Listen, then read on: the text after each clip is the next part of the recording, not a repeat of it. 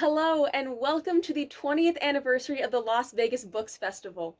My name is Tyler Chacon, and before we begin today, I'm going to share a little bit of me with you. I have lived under the neon lights of Las Vegas for roughly 10 years, and 4 years ago, actually, I began writing poetry. I am an artist of all kinds. I am a singer, a dancer, an actor, a painter, and of course, a poet. But the last one there is the funniest of them all. When I was young, I had a very severe stutter and dyslexia, and I was told that I would never be proficient in writing. Nowhere near proficient enough to do what I am currently sitting here and doing for all of you. But a few years ago, I was downtown and walked into the Arts Factory and came across, accidentally, a open mic poetry slam, and watching all of those poets that night have the confidence to be so vulnerable for all these people in the audience was awe-inspiring, and I knew that I had to learn to do that. And I'm fortunate enough to where all these years later I am sitting right here for you, and I get to pour my heart out for every one of you that is watching. So thank you so much for coming and allowing me to read off some poetry for you. In this little short time that we are together, I'm going to go through 5 of my poems, all of which are in the same theme, but written at completely different times in my life. They are all focused on love, because I'm a strong believer in the fact that love enhances life, and it is in everything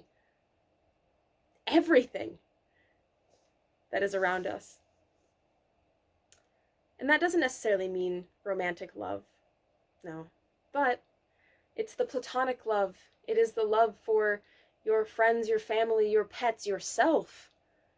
All of this is coursing through all of life.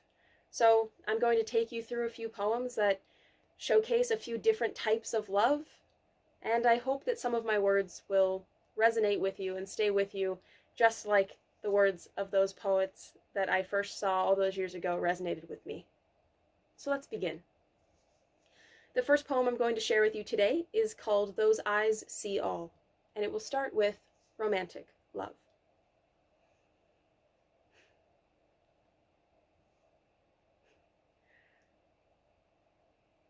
There is something in the way you look at me.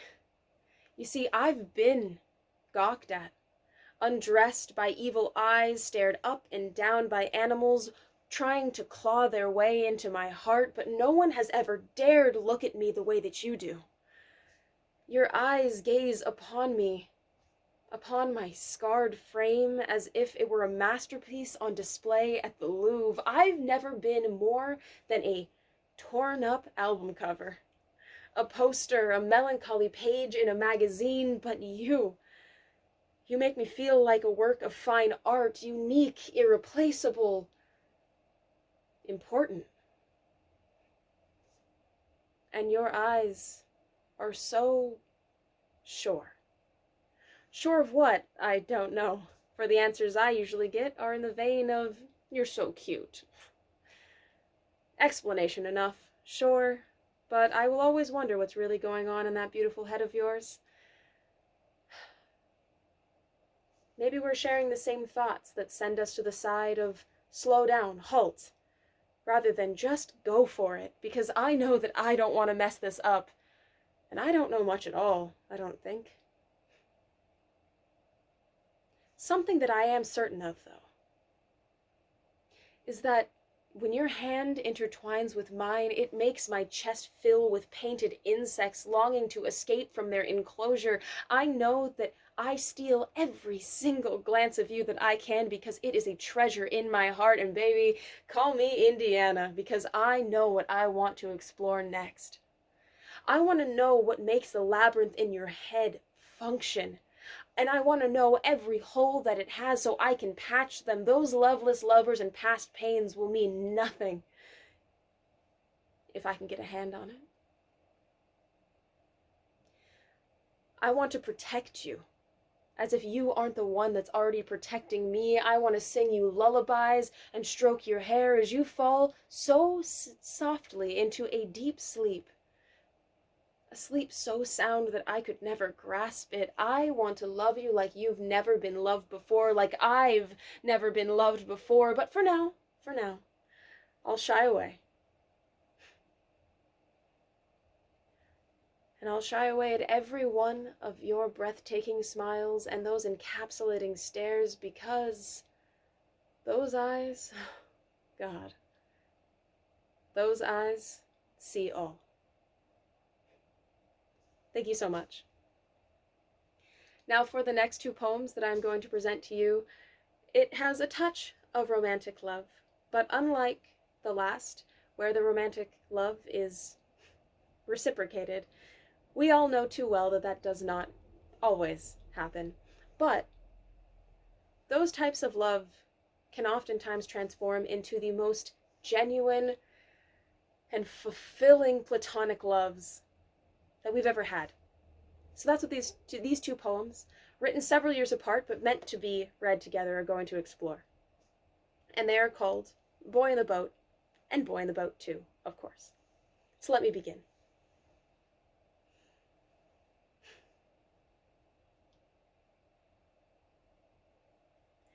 You are the boy in the boat, speaking parables full of promises that fell to deaf ears, sinful minds. I hid my heart in a human-shaped home, hoped that you had time to find it, but time has never been kind.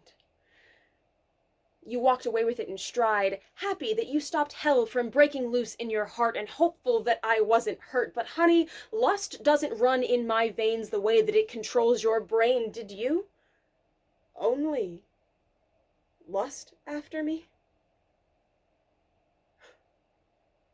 No.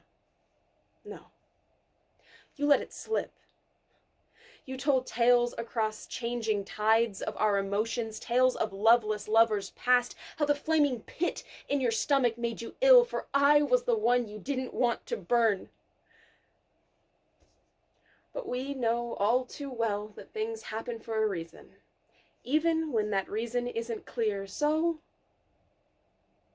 when I stand by your side, I'll smile, hide the cries of my lost heart stumbling through a walk in the dark, and I will still tell you that your jokes aren't funny, even when they make me laugh, to hide the fact that you stole my other half, and I will walk this path. Even though I have to do it alone, because who knows? Maybe the next sea I split will carry another boy in a boat. Thank you. And the second, a few years later.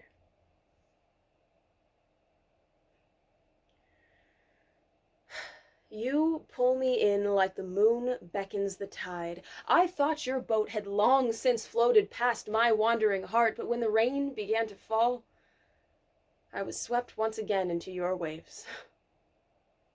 It was the way you took my hand and spun me around, the goofy smile plastered across your face, the way that your hair began to part and sink under the weight of the rainwater, the way you danced like no one was watching, the way you looked at me. For a moment, I thought this could all be real. But after all, you are the boy in the boat. I, the playful siren, wishing to pull you in, intertwining as the salt water scorches our eyes. I like it when you cry. Not because I wish to see you in pain. No. If that were the case, I wouldn't care for you while you were unwell. I like it when you cry because, in a way, it reminds me that you're real, tangible to my battered heart. Maybe that reality could nestle into my skull and bridge the gap of friendship rather than intimacy, and maybe, just maybe, that'll do us both a little good. And sure, my heart will swell, and my mind will try to burn that bridge every time I see that smile, but if being your friend allows me to keep hold of your gentle form for even a moment, all will be well. I don't want to lose you, and so I won't. The siren is said to kill when in reality her voice just wants to guide, and the pirate is said to steal even though he is just looking for support. So come now, boy, let's return to the boat, and we can split the seas together. Thank you so much.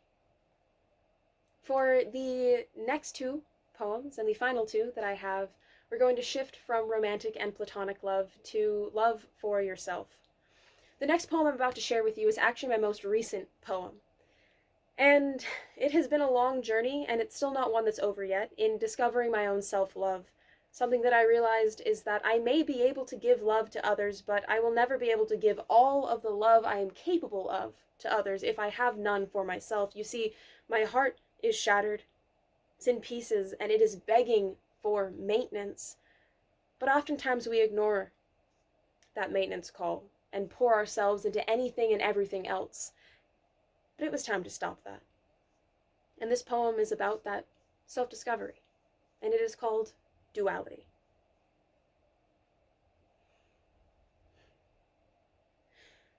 The duality of man is described as good and evil, but the duality of me, you see, is love and hate. Love for all of you and loathing for me. My head is a radio out of tune, static or silence, no melody to keep me grounded. I float into space, far from the pull of gravity, far from deadlines, stop signs as they fly by, telling me to stop and think. I have the urgency to fight complacency, but my energy has run out, so I'm here amongst the stars, planetary. Little direction on which star to shoot for, as they all seem so out of reach, but here I am more than stardust. I am a comet, icy, cold. But the warmth I'm given, well, it lights me up into a beautiful spectacle for all to see. It pulls me closer and closer to gravity. I re-enter reality with a few more burns, sure, but a mind a bit more clear than before. I've got too much love to burn out just yet. And after all, how could I love others if I had none for myself? The silence of the cosmos taught me that the melody I long to sing can only be written here amongst other earthly things, so we will continue to lose ourselves in the Milky Way, but today, our melody will be played together. Once again, thank you so much. And now we're going to move on to my final poem. And this one, rather than an introflexion of loving myself, it is a call for you to have that same journey and to love yourselves as well. This is called To Love Like a Child.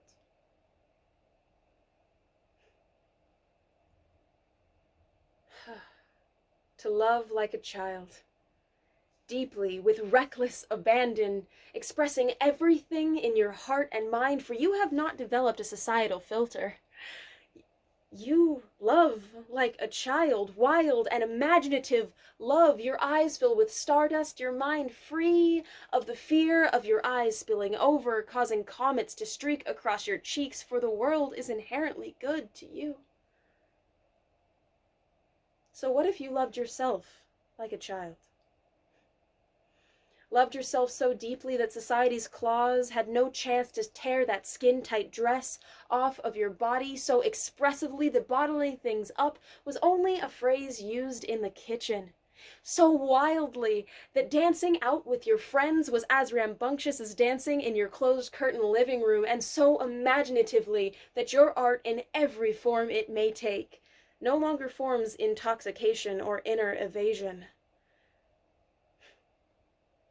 Look inwards through the solar system, the soul and all its systems, and find the inner child in the darkness of your chest, longing for a nurturing hand. Turn those smoke rings into bubbles, your chains into jump ropes, the pieces of your life into beautiful building blocks. Love yourself like the child you never got to be.